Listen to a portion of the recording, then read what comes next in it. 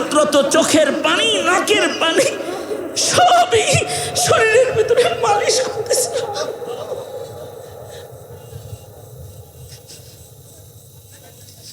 কবরে ঘুমায় গেছে।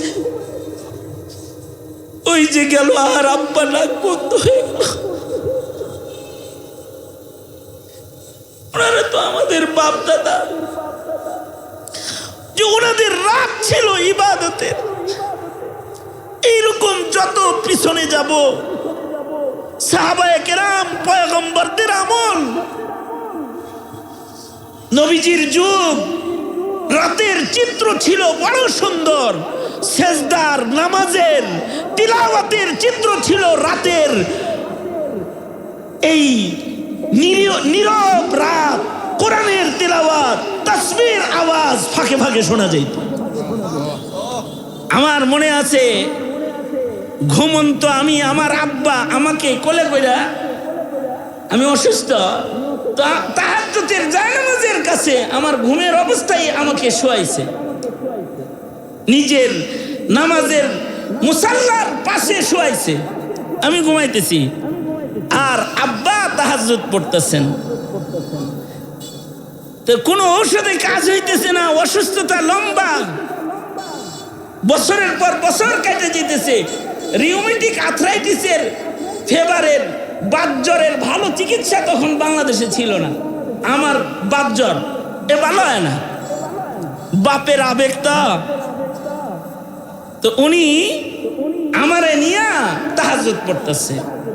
আর ঘুম ভাঙলো আমার ফজরের আগে, যখন তাহাজ্জুদ শেষে আব্বা আবেগ ভরে আমার গায়ের সব কাপড়ই খুলে ফেলেছে, আর নিজের তাহাজ্জুদরত চোখের পানি, নাকের পানি সবই শরীরের ভিতরে মালিশ করতেছিল।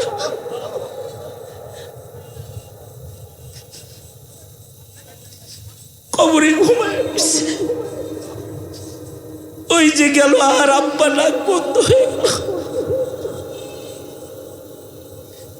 ওনারা তো আমাদের বাপ দাদা, যে ওনাদের রাত ছিল ইবাদতের। এইরকম যত পিছনে যাব, সাহাবায়ে কেরাম, পয়গম্বরদের আমল, নবীজির যুগ, রাতের চিত্র ছিল বড় সুন্দর। সেজদার, নামাজের, তিলাওয়াতের চিত্র ছিল রাতের। এই নীরব রাত, কোরআনের তিলাওয়াত, তাসবির আওয়াজ ফাঁকে ফাঁকে শোনা যেত। আল্লাহর নবী হাঁটতে হাঁটতে হযরত ওমরের বাড়ির দরজায় যায় দাঁড়াইলেন। হযরত ওমরের হালতটা উল্টা। ওমরও রাতের বেলায় নামাজ পড়তেছেন, কিন্তু ওমরের বাড়ি যাওয়ার আগে দূর থেকে তার উঁচু আওয়াজের কণ্ঠের কোরআনের তিলাওয়াত শোনা যায়।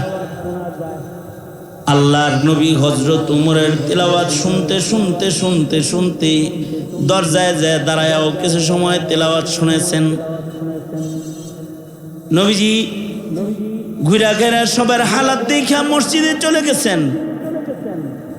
ফজরের সময় সবাই ফজরের নামাজে হাজির। আল্লাহর রাসূল হযরত সিদ্দিক আকবর কি বলে, আবু বকর, তোমার ঘরের দরজায় রাতের বেলায় দাঁড়াইলাম, নামাজ পড়তে ছিলে, কোরআন পড়তে ছিলে। ওমর, তোমার দরজায় দাঁড়াইছি, তুমিও রাতের বেলায় নামাজে দাঁড়ায় কোরআন পড়তে ছিলে, কিন্তু ওমর, তুমি নামাজে তিলাওয়াতটা এত জোরে জোরে চিল্লায় চিল্লায় শেষ রজনীতে করতেছিলা কেন? আর আবু বকর, তুমিও কোরআন পড়তেছিলা নামাজে, কিন্তু আস্তে পড়তেছিলা কেন? হযরত ওমর বলে, আমি নিজে রাত্রে ঘরে কোরআন পড়তেছিলাম, নামাজ পড়তেছিলাম, আর আমার তিলাওয়াতের আওয়াজ দিয়ে ঘুমন্ত মানুষদেরকে আমি জাগাইতেছিলাম। আরে আকিল না হো গাফিল, তুঝে দুনিয়া সে জানা है। अरे आकिल न हो गाफिल तुझे दुनिया से जाना है, तुझे एक दिन ये मोह अपनी रब को दिखाना है। আল্লাহর নবী বলেন, সকাল বেলায় ফজরের পরে যারা 7 বার বলবে আল্লাহুম্মা আজিরনি মিনান নার, আল্লাহুম্মা আজিরনা মিনান নার, আবার মাগরিবের পরে 7 বার যদি কেউ বলে আল্লাহুম্মা আজিরনি মিনান নার, আল্লাহুম্মা আজিরনি মিনান নার, সকালে 7 বার বলেছে, সন্ধ্যায় 7 বার বলেছে, সকাল বেলায় জাহান্নামের আগুন থেকে আল্লাহর কাছে যদি 7 বার কেউ মুক্তি চায়, আর সন্ধ্যার আগে দিনের কোনো অংশে যদি তার মৃত্যু হয়ে যায়, মরণের সাথে সাথে সে আল্লাহর জান্নাতে চলে যাবে। পৃথিবীতে যত মানুষ আছে সকল মানুষ 2 ভাগে বিভক্ত হবে। একদল মানুষ আল্লাহ পাকের পছন্দনীয় বান্দা হিসেবে গণিত হবে, আর আরেকদল মানুষ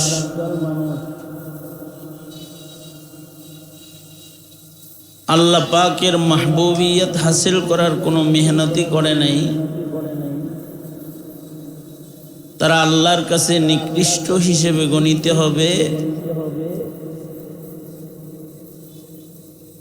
এবং তাদেরকে আল্লাহ তাআলা দোজখের আগুনের ভেতরে নিক্ষেপ করবে।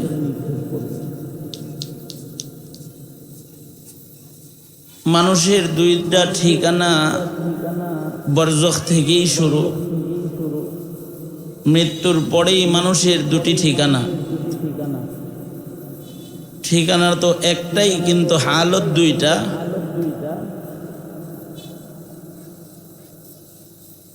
মৃত্যুর পরে কিছু মুমিন তার বরজখের জগতেই আল্লাহর জান্নাতের মেহমান হয়ে যায়, আর মৃত্যুর পরে কিছু মুমিনের কবর বরজখেই দোজখের খণ্ড হয়ে যায়।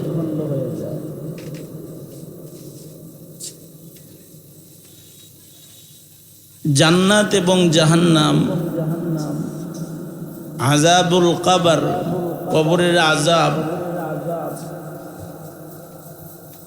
অথবা দোজখের শাস্তি, অথবা জান্নাতের সুখ শান্তি, এই বিষয়গুলোর উপরে বিশ্বাস স্থাপন করা ঈমান। যদি কারোর এই সকল বিষয়ের উপরে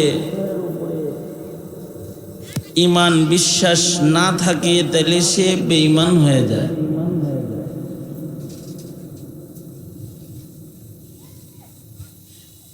মুমিনের ঘরে জন্মগ্রহণ করার পরেও যদি জান্নাত আছে এটা বিশ্বাস না করে, দোজখ আছে এটা বিশ্বাস না করে, তাহলে তার ঈমান নষ্ট হয়ে যায়। আল ঈমানু বিজউন ওয়া সাবউনা শু'বা, ঈমানের 70-এরও অধিক শাখা প্রশাখা আছে। এই সবগুলো একটা মানুষের ভেতরে একত্রিত হইলে সে মুমিন, মুমিনে কামিল। এর একটা শাখা যদি না থাকে, তাহলে কখনো কখনো একটা শাখার কারণে ধীরে ধীরে তার নাম ঈমানদারের দপ্তর থেকে কাটা পড়ে যায়।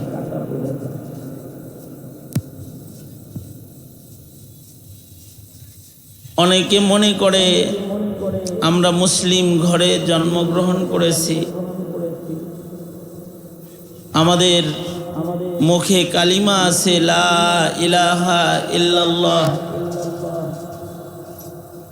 আমরা মুমিন, আমরা জান্নাতে যাওয়ার উপযুক্ত। হ্যাঁ, অবশ্যই উপযুক্ত। যদি ঈমানের উপরে কেউ অটল থাকে এবং ঈমান নিয়ে কবরে যেতে পারে, তাইলে সে জান্নাতের মেহমান হয়ে যাবে। কিন্তু শুধু পড়েছে লা ইলাহা ইল্লাল্লাহ, কিন্তু কালিমার কোনো হক আদায় করে নাই, ঈমানদারের কোনো দায়িত্ব সে পালন করে নাই,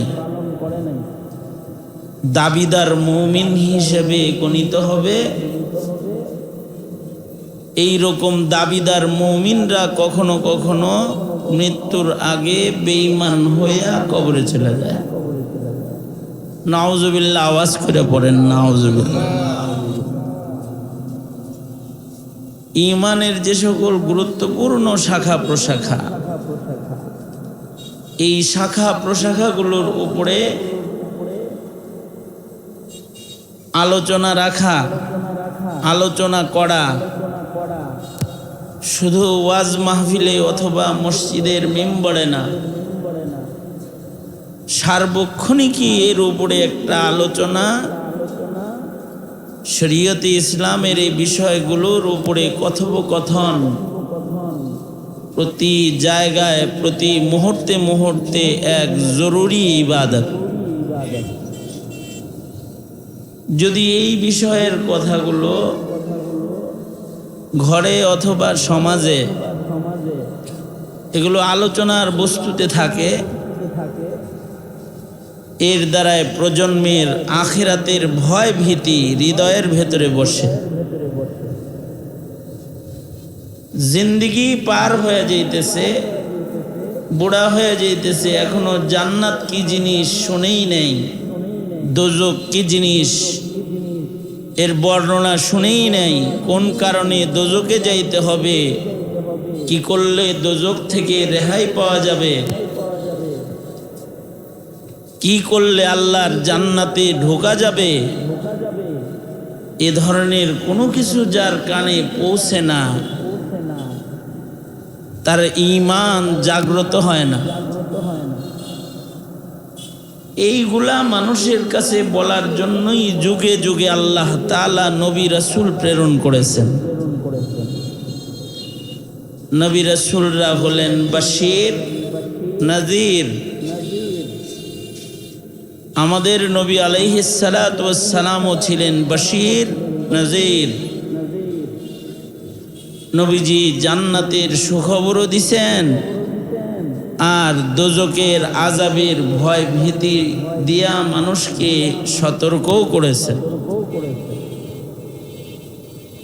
যত নবী রাসূল দুনিয়াতে আসছে, সকল নবী রাসূলরা এই বিষয়গুলো মানুষকে বোঝানোর জন্য আসছে।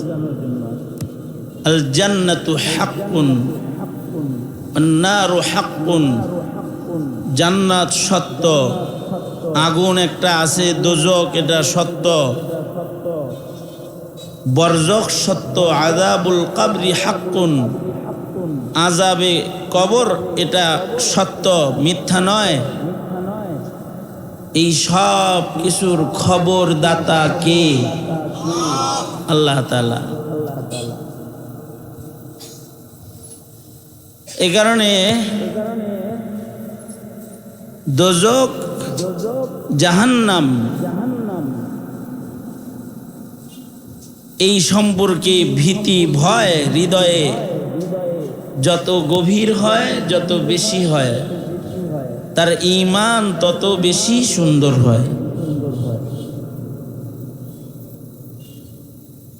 রাবিয়াতুল বসরি উনি মোমবাতি আগুন জ্বালায়া, রাতের বেলায় বাতি জ্বালায়া বাতির ভেতরে অঙ্গুলি ধরতেন। কেন ধরতেন? নিজেকে নিজে নসিহত করার জন্য ধরতেন। আগুনের ভিতরে আঙ্গুল ধরলে রাখা যাইব? হ্যাঁ, গরম লাগছে, পুড়ে যেতেছে, সাথে সাথে সরাইছে না। এবার নিজেই নিজেকে বলে, রাবেয়া মোমবাতির আগুনের ভেতরে টিকতে পারো না, হাত রাখতে পারো না, থাকতে পারো না, জাহান্নামের আগুনে কেমনে থাকবা? ইবাদত করো। নিজেকে নিজে বলতেন। দোজখ সম্পর্কে, জান্নাত সম্পর্কে আল্লাহর রাসূল সাল্লাল্লাহু আলাইহি ওয়াসাল্লাম উম্মতকে সতর্ক করছেন এবং জান্নাতের খুশখবরি দিচ্ছেন।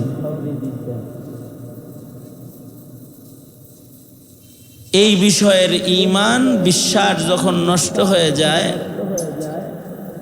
তখন জান্নাতে যাওয়ার মতো মেহনত, জান্নাতে যাওয়ার কাজ কর্ম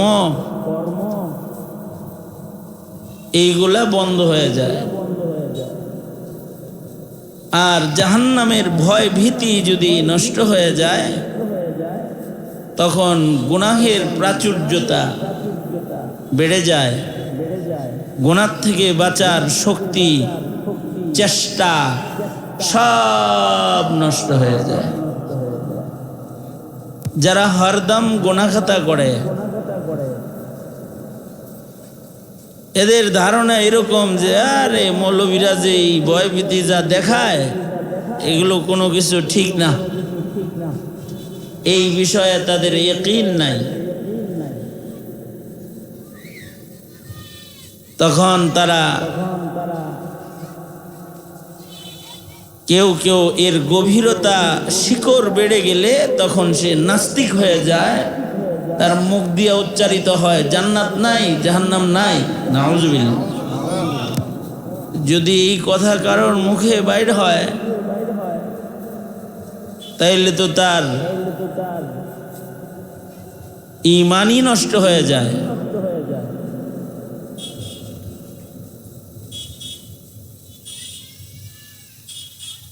মৃত্যুর পরের এই দুইটা হালাত, এই সম্পর্কে পূর্ণ বিশ্বাস রাখা। একটা হলো মৃত্যুর পরের উত্তম হালাত, আর একটা হলো মৃত্যুর পরের খারাপ হালাত। আমার যেন আখিরাত নষ্ট না হয়, মরার পরে সুখ শান্তি, এটার অনুসন্ধান দুনিয়াতে করা, চেষ্টা করা, মেহনত করা, যেন আখিরাতে আমি কষ্টের শিকার না হই। এই চিন্তা ভাবনা যাদের ভেতরে আছে, আল্লাহর রাসূল বলছেন তারা হলো চালাক মানুষ। আল্লাহর নবী বলেন, আল কাইয়িসু মান দানা নাফসাহু ওয়া আমিলা লিমা বাদাল মাউত। চালাক চতুর তারা। আমাদের দেশে চালাক কারে কয়? যার বাড়ি গাড়ি হয়, যার টাকা পয়সা হয়, তো মানুষ তারে চালাক কয়। ছেলেটা চালাক, খুব চতুর, দেখো 5 তলা বিল্ডিং করে আলাইছে কয়দিনে, সহায় সম্পত্তির মালিক হয়ে গেছে কয়েকদিনে, এগুলা বলে। তার মানে দুনিয়ার ধন দৌলত যার অর্জন হয়েছে তারে মানুষ কয় চালাক। কিন্তু আল্লাহর রাসূল বলেন সত্যিকারের চালাক হলো সে যার আখিরাতের সুখ কনফার্ম হয়েছে, তার জীবনে সে ওই কাজগুলা করে, মরার পরে যেটা লাগবো, মরার পরে চিন্তাই নাই। ও আসলে আকলমন্দ না, বেকুব।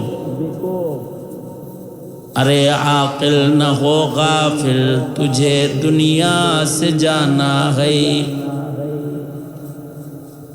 अरे आकिल न हो गाफिल तुझे दुनिया से जाना है। तुझे एक दिन ये मोह अपनी रब को दिखाना है। ও আকলমন্দ, তুমি গাফেল হয়েও না, তোমার কিন্তু এই পৃথিবী ছেড়ে চলে যেতে হবে, আর আল্লাহর আদালতে তোমার দাঁড়াইতে হইব। আর তোমার কিন্তু জান্নাতও আছে, দোজখও আছে। মরার সাথে সাথেই হয়তো তুমি জান্নাতে চলে যাবা। আর যদি দুনিয়ার হায়াত নষ্ট করো, মেহনত না করো, আখেরাত সুন্দর না করো, তাহলে কিন্তু মরার সাথে সাথে কষ্টে পেয়ে যাইবা, কষ্ট পড়ে যাইবা, আযাবের ভিতরে পড়ে যাইবা। কারণ কবরটাই কারোর জন্য আল্লাহর রাসূল বলেছেন, আল কবরু রাউযাতুম মিন রিয়াজিল জান্নাহ আও হুফরাতুম মিন হুফারিন নার। কবরটাই হয়তো জান্নাতের বাগান হবে অথবা দোজখের খণ্ড হয়ে যাবে, আগুনের খণ্ড হয়ে যাবে। আল্লাহ পাকের গোলামদের এটা একটা গুণ যে তারা সব সময় আল্লাহর কাছে দোজখ থেকে পানাহ চাইবে, দোজখ থেকে পানাহ চাইবে আর জান্নাত আল্লাহর কাছে চাবে।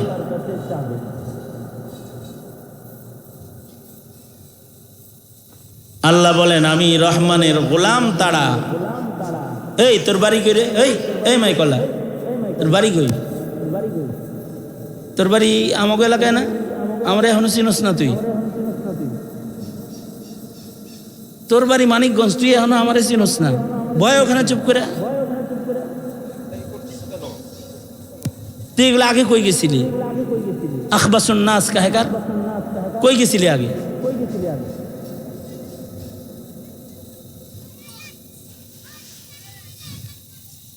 তা এটা একটা গুণ আল্লাহ পাকের বান্দার, যে আল্লাহ পাকের বান্দা যারা তারা বলবে, হে আল্লাহ, আপনি আমাকে দোজখ থেকে মুক্তি দান করেন। والذين يقولون ربنا اصرف عنا عذاب جهنم إن عذابها كان غراما إنها ساءت مستقرا ومقاما। আল্লাহ পাকের প্রিয় গোলামদের এটা একটা সিফাত যে তারা আল্লাহর কাছে বলবে, ওগো আল্লাহ, আপনি আমাকে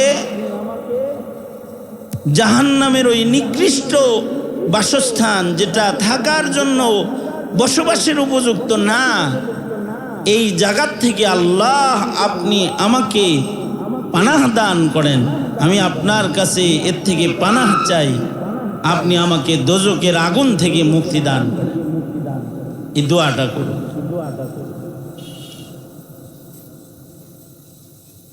এটা খুব সহজ একটা আমল, সকাল সন্ধ্যা এই দোয়া করবে। আল্লাহর রাসূল এই দোয়ার কোরআনে কারীমে তো এই দোয়া করলে ইবাদুর রহমান হিসেবে আল্লাহ তাআলা নাম লিখে দিবেন, এটা আল্লাহর কালাম বলে। আর নবীজি বলে, সকাল সাজে যদি এই দোয়া কেউ করে তাইলে মৃত্যুর সাথে সাথে আল্লাহর জান্নাতে পৌঁছে যাবে। আল্লাহর নবী বলেন, সকাল বেলায় ফজরের পরে যারা 7 বার বলবে আল্লাহুম্মা আজিরনি মিনান নার, আল্লাহুম্মা আজিরনা মিনান নার। আবার মাগরিবের পরে 7 বার যদি কেউ বলে আল্লাহুম্মা আজিরনি মিনান নার, আল্লাহুম্মা আজিরনি মিনান নার। সকালে 7 বার বলেছে, সন্ধ্যায় 7 বার বলেছে। সকালবেলায় জাহান্নামের আগুন থেকে আল্লাহর কাছে যদি 7 বার কেউ মুক্তি চায়, আর সন্ধ্যার আগে দিনের কোনো অংশে যদি তার মৃত্যু হয়ে যায়, মরণের সাথে সাথে সে আল্লাহর জান্নাতে চলে যাবে। আর মাগরিবের নামাজের পরে সালাম ফিরায়া কারোর সাথে কথা না বলা আগেই কেউ যদি বলে, যেমন এই যে মাগরিব পড়লাম আমরা, 7 বার পড়ছে আল্লাহুম্মা আজিরনি মিনান নার, আল্লাহুম্মা আজিরনি মিনান নার, আল্লাহুম্মা আজিরনি মিনান নার। ফজর পর্যন্ত সে নিরাপদ হয়ে গেছে, মইরা গেলে জান্নাতে চলে যাবে। সাবাহান ওয়া মাসাআন, সকালে এবং সন্ধ্যায়। কয়বার? মাত্র 7 বার।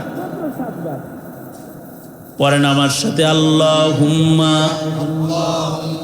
আজিরনি মিনান নার। অথবা এভাবেও পড়তে পারেন, জোরে করে পড়েন, আল্লাহুম্মা আজিরনা মিনান নার, আল্লাহুম্মা আজিরনি মিনান নার। 7 বার। 7 বার এইটা পড়তে তো আর অনেক সময় লাগে না, মাত্র 1 মিনিটের ভিতরেই শেষ। কিন্তু এত ফজিলত, এই দোয়াটা প্রমাণ করে সে দোজখের আগুন চিনে।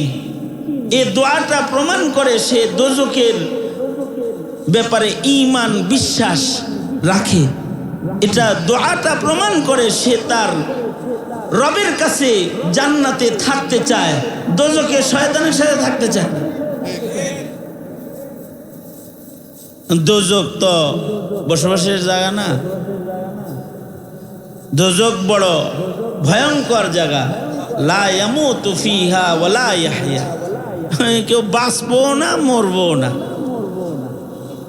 মানে এত কঠিন অবস্থা যে এর চাইতে মরা ভালো, কিন্তু মরবেও না, বাঁচবো না, মরবো না, বাঁচার জায়গা না।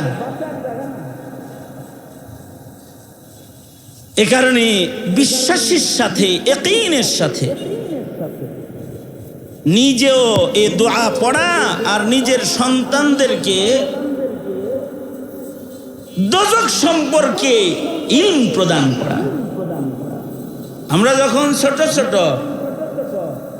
তো আব্বা তখন নামাজের পরে, ফজরের পরে বসায় বসায় পড়ায়া দিতেন আর বলতেন, এ পড়বা, মাগরিবের পরে 7 বার পড়বা, ফজরের পরে 7 বার পড়বা। তাহলে দোজখের আগুন থেকে যদি 24 ঘন্টার ভিতরে মরে যাও তো রেহাই পাওয়া যাবে। তালিম।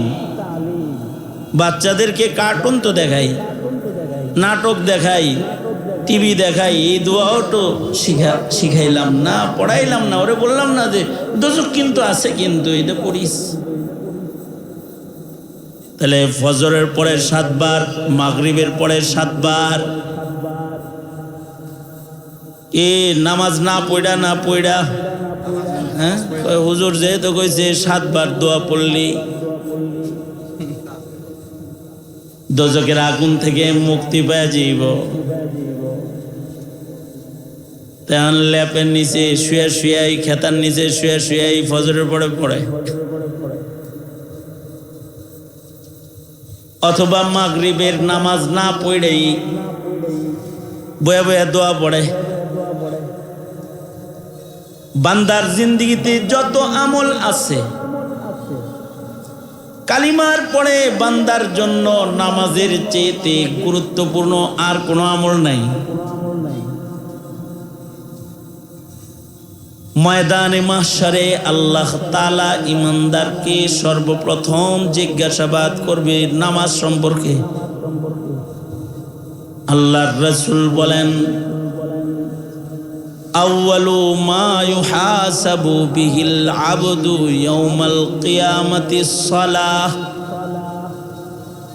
নবীজি বলেন, সর্বপ্রথম ময়দানে মাহশারে মহান আল্লাহ বান্দার কাছ থেকে নামাজের হিসাব নিবে।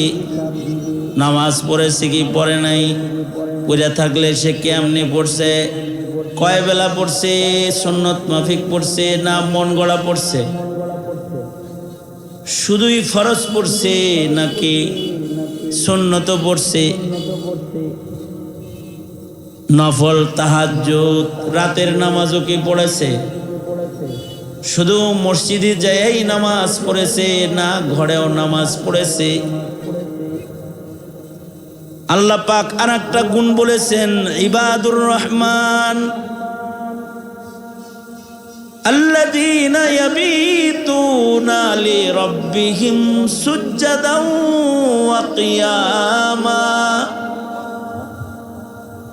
আল্লাহ পাকের খাঁটি গোলামের খাতায় যদি কেউ তার নাম লেখাইতে চায়, তাহলে খালি মসজিদের নামাজ না, 5 বেলা আজান দিলে মসজিদে যায় সেজদা না।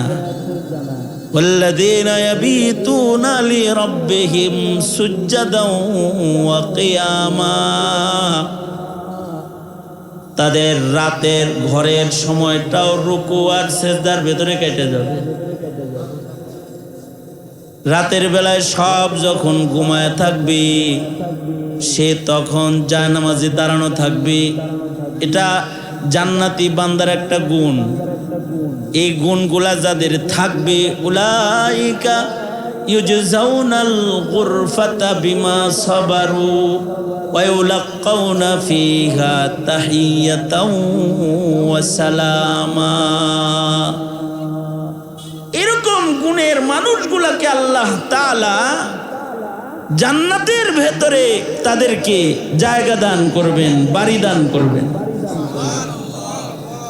রাতে নামাজ পড়া, ঘরে নামাজ পড়া। ঘরে তো এখন নামাজ পড়ার পরিবেশই নেই। মুসলমানের ঘরগুলোতে এখন নামাজ পড়ার জায়গা নাই। কিচেন রুম আছে, ডাইনিং রুম আছে, ড্রয়িং রুম আছে, বেডরুম আছে, প্রেয়ার রুম নাই, নামাজের রুম নাই, নামাজ রুম নাই। একটা মুসলমানের বাড়িতে নামাজের ঘর দরকার, নামাজ পড়ার মুসল্লা দরকার, জায়গা দরকার। আমাদের বাপ দাদারা, আমরা এখন বিল্ডিং এ থাকি, তারা ভাঙ্গা ঘরে থাকতো, কিন্তু তাদের ভাঙ্গা ঘরের ভেতরে নামাজের জায়গা ছিল। আগে যারা থাকার খাট বানাইতো, এরা ছোট্ট একটা নামাজের চৌকিও বানাইতো।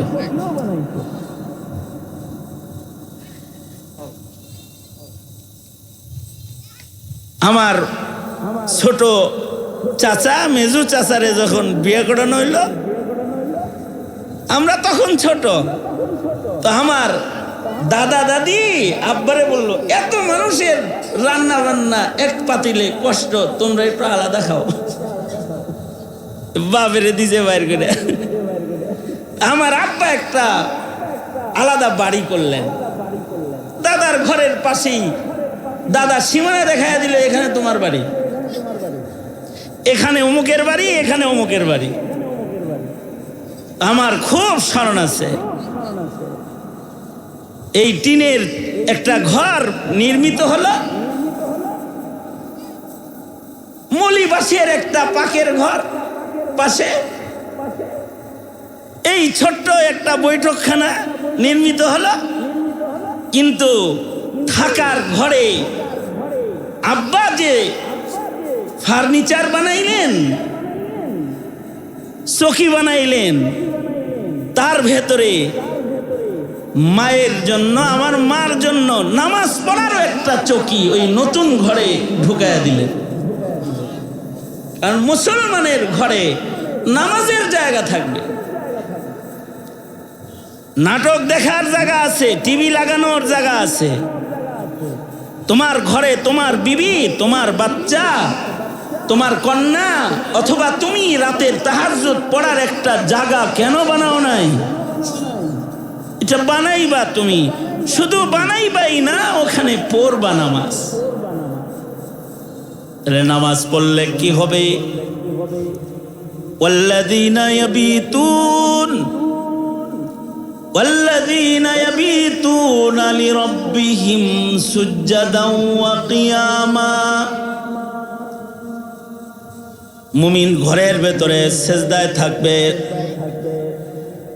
নামাজে দাঁড়িয়ে থাকবে। আল্লাহর রাসূল সাল্লাল্লাহু আলাইহি ওয়াসাল্লাম কত লম্বা সময় নামাজে দাঁড়ায় থাকতেন। আম্মা জান হযরত আয়েশা সিদ্দিকা রাদিয়াল্লাহু আনহা বর্ণনা দিয়েছেন, সরওয়ারে দু আলম রাতের 3 ভাগের 2 ভাগ নবীজি নামাজে দাঁড়ায় থাকতেন। 1 ভাগ সময় নবীজি আরাম করতেন, বাকি লম্বা সময় আল্লাহর রাসূল সাল্লাল্লাহু আলাইহি ওয়াসাল্লাম সাইয়্যিদুল মুরসালিন নামাজে দাঁড়িয়ে থাকতেন, সেজদায় পড়ে যেতেন, কান্নাকাটা করতেন। নবী আলাইহিস সালাতু ওয়াস সালাম এত লম্বা দাঁড়ায় দাঁড়ায় নামাজ পড়তেন যে নবীজির পা ফুলে যেত। কোরআন বর্ণনা দেয় আল্লাহ তাআলা উম্মতের কাছে তার নবীর রাতের নামাজ খুলে দিতেছে। আল্লাহ তার বন্ধুকে বলে, জ্বর লইয়া কম্বল গায়ে দিয়া এত রাত লম্বা সময় দাঁড়ায় দাঁড়ায় নামাজ পড়তে পড়তে বন্ধু তোমার পাপ ফুইলা গেছে। তার মানে আল্লাহ বোঝায়, বন্ধু তোমার মজা লাগতেছে নামাজ পড়া, কিন্তু তোমার অবস্থা দেখে আমার কষ্ট লাগতেছে। কুমিল লাইলা ইল্লা কালিলা নিসফাহু ওয়া ইনকুস মিনহু কালিলা আও জিদ আলাইহি ওয়ারাত্তিলিল কুরআনা তারতিলা। এত লম্বা দাঁড়ায় থাকেন, একটু কম কম দাঁড়ায় থাকেন না। রাতের নামাজ, রাতের সেজদা কিরকম লম্বা ছিল আল্লাহর রাসূলের, যে রাতের সেজদায় আম্মা জান আয়েশা সিদ্দিকা বলেন, সেজদারত নবীজি কাঁদতে কাঁদতে কখনো কখনো বিছানা কপালের নিচের জায়গা চোখের পানি দিয়া ভিজা যাইত। ঘুমন্ত আমি আয়েশার হাত ভিজা বিছনায় পড়লে মনে হতো যে মশকের পানি গড়ায় পড়ে গেছে, কিন্তু উঠে দেখতাম আল্লাহর রাসূল সেজদা দিয়া কাঁদতেছে, কান্নার পানিতে বিছানা ভিজে গেছে। রাতের সেজদা। আম্মা জান আরো বর্ণনা দেন, রাতের বেলায় হাবিবে কিবরিয়া মুহাম্মাদুর রাসূলুল্লাহ সাল্লাল্লাহু আলাইহি ওয়াসাল্লাম এত লম্বা সেজদা দিয়া রোনাজারি করতেন। আমার ভয় হইতো, কি ব্যাপার, নবীজি সেজদা থেকে মাথা তুলে না কেন? তাইলে কি আল্লাহর রাসূল কি সেজদার হালতে আল্লাহর কাছে চলে গেল নাকি? আম্মা জান বলে, আমি নবী আলাইহিস সালাতু ওয়াস সালামের পায়ের আঙ্গুলি মোবারক ধইরা নাড়া দিতাম, টান দিতাম। আল্লাহর রাসূল সেজদার সুন্নাহ হিফাজত করার জন্য নিজের আঙ্গুলিকে যখন চাইপা ধরতেন, তখন আমি বুঝতাম না নবীজি বেঁচে আছেন, লম্বা সেজদা দিয়েছেন। তার মানে আমাদের রাতের নামাজ, আমাদের সেজদা, ঘরের ভেতরে নামাজ, ঘরের ভেতরে সেজদা নাই, ঘরের ভেতরে গান বাদ্য শুরু হয়েছে, নাটক সিনেমার আওয়াজ আছে, তিলাওয়াতুল কোরআন নাই, তাসবিহ নাই, নামাজ নাই। রাত 12টা 1টা পর্যন্ত রাস্তার পাশ দিয়ে গেলে পরে মুসলিম ঘর থেকে সিনেমার আওয়াজ বের হয়, কিন্তু কোরআনের আওয়াজ বের হয় না। আর একটা সময় ছিল যে মুসলমানের ঘরের পাশ দিয়ে হাইটা গেলে ঘরের ভেতর থেকে নামাজরত মুসল্লির কোরআনের তেলাওয়াত শোনা যাইত। ওয়াল্লাযীনা ইয়াবিতুনা লিরাব্বিহিম সুজদাও ওয়া কিয়ামা। আল্লাহর রাসূল সাল্লাল্লাহু আলাইহি ওয়াসাল্লাম নবীজি একদিন রাতের বেলায় মদিনায় ঘুরতেছেন। নিজের মদিনা রাতের অন্ধকারে নবীজি ঘুরতেছেন। হাঁটতে হাঁটতে আবু বকরের ঘরের কাছে গেছেন। তো নবীজি আবু বকরের দরজায় দাঁড়ায়া শোনে যে আবু বকর নামাজে সুন্দর করে আল্লাহর কালাম পড়তেছে। নবীজি দাঁড়ায় দাঁড়ায় শুনতেছেন, কিন্তু হযরত আবু বকর বড় আস্তে আস্তে তিলাওয়াত করতেছে। এত আস্তে পড়তেছে যে বাহির থেকে সুস্পষ্ট অক্ষরগুলো বোঝা যায় না, আস্তে আস্তে পড়তেছে। আল্লাহর নবী হাঁটতে হাঁটতে হযরত ওমরের বাড়ির দরজায় যায় দাঁড়াইলেন। হযরত ওমরের হালতটা উল্টা। ওমরও রাতের বেলায় নামাজ পড়তেছেন, কিন্তু ওমরের বাড়ি যাওয়ার আগে দূর থেকে তার উঁচু আওয়াজের কণ্ঠের কোরআনের তিলাওয়াত শোনা যায়। আল্লাহর নবী হযরত ওমরের তিলাওয়াত শুনতে শুনতে শুনতে শুনতে দরজায় যায় দাঁড়ায়াও কিছু সময় তিলাওয়াত শুনেছেন। নবীজি ঘুরা ঘেরা সবার হালাত দেখা মসজিদে চলে গেছেন। ফজরের সময় সবাই ফজরের নামাজে হাজির। আল্লাহর রাসূল হযরত সিদ্দিক আকবর কি বলে, আবু বকর তোমার ঘরের দরজায় রাতের বেলায় দাঁড়াইলাম, নামাজ পড়তে ছিলে, কোরআন পড়তে ছিলে। ওমর তোমার দরজায় দাঁড়াইছি, তুমিও রাতের বেলায় নামাজে দাঁড়ায় কোরআন পড়তে ছিলে, কিন্তু ওমর তুমি নামাজে তিলাওয়াতটা এত জোরে জোরে চিল্লায় চিল্লায় শেষ রজনীতে করতেছিলা কেন? আর আবু বকর তুমিও কোরআন পড়তেছিলা নামাজে, কিন্তু আস্তে পড়তেছিলা কেন? হযরত ওমর বলে,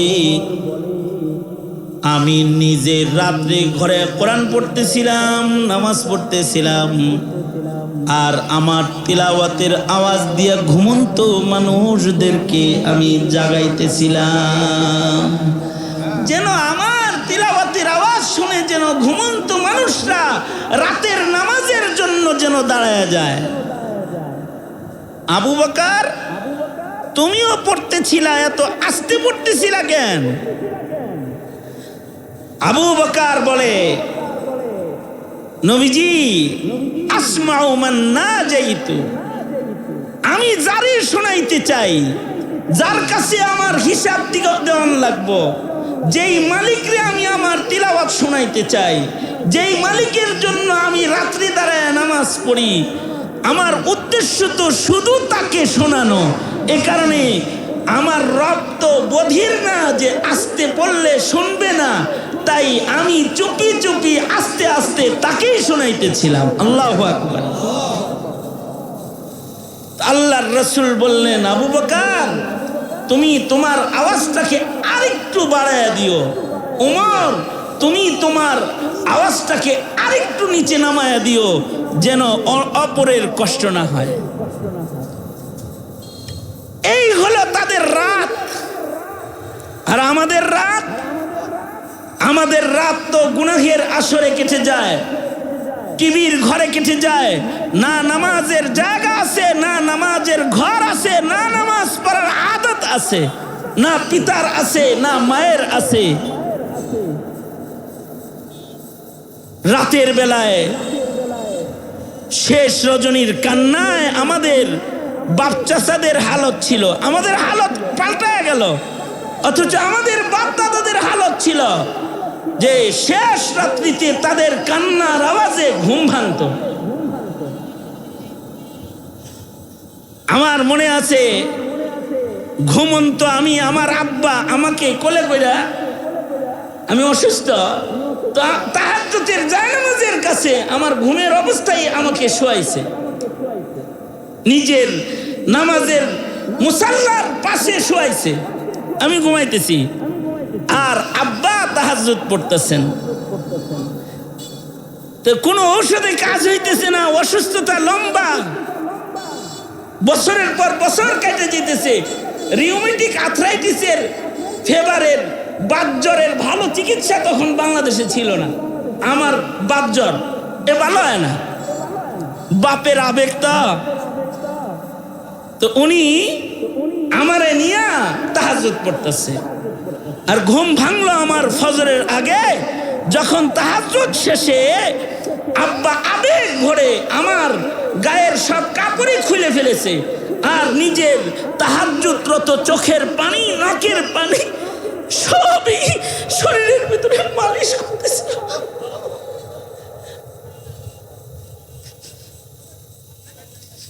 কবরে ঘুমায় গেছে। ওই যে গেল, আর আব্বা নাক বন্ধ হয়ে গেল। ওনারা তো আমাদের বাপ দাদা, যে ওনাদের রাত ছিল ইবাদতের। এইরকম যত পিছনে যাব, সাহাবায়ে কেরাম, পয়গম্বরদের আমল, নবীজির যুগ, রাতের চিত্র ছিল বড় সুন্দর। সেজদার, নামাজের, তিলাওয়াতের চিত্র ছিল রাতের। এই নীরব রাত, কোরআনের তিলাওয়াত, তাসবির আওয়াজ ফাঁকে ফাঁকে শোনা যেত। আল্লাহ পাক ওই কথাটাই বলেন, আল্লাহর মাহবুব গোলাম, আল্লাহর পছন্দের বান্দাদের একটা গুণ, তারা শুধু মসজিদের নামাজ পড়ে না, তাদের ঘরের নামাজও তারা আদায় করে। তারা যখন ঘরে থাকে তখন সেজদার হালতে মুসল্লায় দাঁড়ায় তাদের রাত ফুরায় যায়। আর যখন তারা তাদের হাতটা রবের আদালতে তুলে ফেলায়, তখন তারা বলতে থাকে, ওয়াল্লাযীনা ইয়াকুলুনা রব্বানা সরিফ আন্না আযাবা জাহান্নাম, রব্বানা সরিফ আন্না আযাবা জাহান্নাম, ইন্না আযাবাহা কানা গরামা, ইন্নাহা সাআত মুস্তাকাররাও ওয়া মুকামা। রাতের বেলায় রবের কাছে বলতে হবে, যখনই হাত তুলবে আল্লাহকে বলবে, মাওলা দোজকের আগুনে আমারে ফালায়ও না, তোমার দোজক আমি বরদাস্ত করতে পারবো না, জাহান্নামের আগুনের ইন্ধন তুমি আমাকে বাড়ায়ও না। ওগো আল্লাহ, আমি দোজক থেকে মুক্তি চাই। ওগো আল্লাহ, জাহান্নাম থেকে তোমার কাছে পরিত্রাণ চাই। মাওলায়ে পাক, তুমি আমাকে দোজক থেকে মুক্তি দান করো। এই দোয়া সকালে সাজে, সাবাহান মাসাআন, মুমিন এগুলো আল্লাহর কাছে কামনা করতে থাকবে। যাদের ভেতরে এতটুকুন গুণও খুঁজে পাওয়া যাবে, মহান রব্বুল আলামিন তাদেরকে আল্লাহর গোলাম এর সনদ দিয়া আল্লাহ তাআলা জান্নাতে বাড়ি ঘর দান করবে।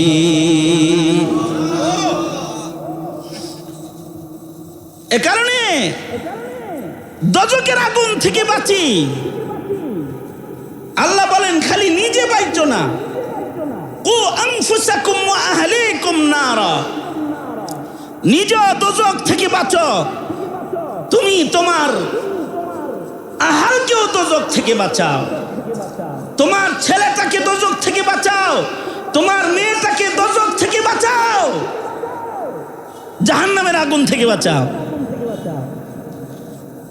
ছেলে মেয়েরে জাহান্নামের আগুন থেকে বাঁচাইবো কেমনে? দ্বীন ইলম ছাড়া, ইমানের শিক্ষা ছাড়া, ইসলামের শিক্ষা ছাড়া প্রজন্মকে দোজক থেকে বাঁচানো সম্ভব নয়। আপনার আমার চেষ্টা থাকতে হইব দোজক থেকে বাঁচানোর। কিন্তু দুঃখের বিষয় হলো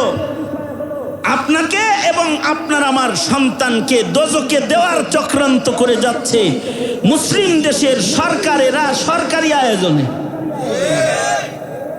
আজকেও আমরা হেফাজতে ইসলামের সাংবাদিক সম্মেলন করেছি।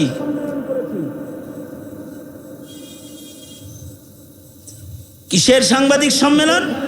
সাংবাদিক সম্মেলন হলো এই ডক্টর ইউনূস, এই অন্তর্বর্তীকালীন সরকার যারা ছাত্র জনতার রক্তের উপরে ক্ষমতার চেয়ারে বসেছে,